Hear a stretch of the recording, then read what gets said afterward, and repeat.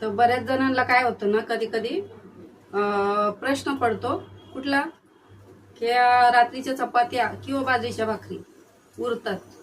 तर चपात्याचं ठीक आहे, चपात्याचं बऱ्याच जणांना माहित आहे. चपात्याचं आपण काय करतो, पोहे बनवतो किंवा कुठला तरी नाश्ता बनतोच शिळ्या चपात्याच, ठीक आहे. कारण शिळ्या चपात्या खायला थोडस कंटाळाच येतो. तर बाजरीच्या भाकरीचं बऱ्याच जणांना माहित नाही त्याचा काय उपयोग होतो, आणि बऱ्याच जणांना माहित बी असेल. तर ज्यांना माहिती आहे ते कमेंट करून नक्की सांगा. शिळ्या भाकरीचं उरल्यावर काय करतात. तर बरेच जण काय करताना, आता ही शिळी भाकर आहे माझी रात्रीची, ठीक आहे. तर ही शिळी भाकर उरलेली होती, तर मी 5 भाकरी टाकल्या होत्या, त्याच्यातून आम्ही 4 खाल्ल्या आणि 1 भाकर उरली. तर आता ही भाकर जी आहे, तर याचं वाला आपण काय करू शकतो. तर फेकलं तर जात नाही, आपण काय इतकं महागच आणतो तर फेकायला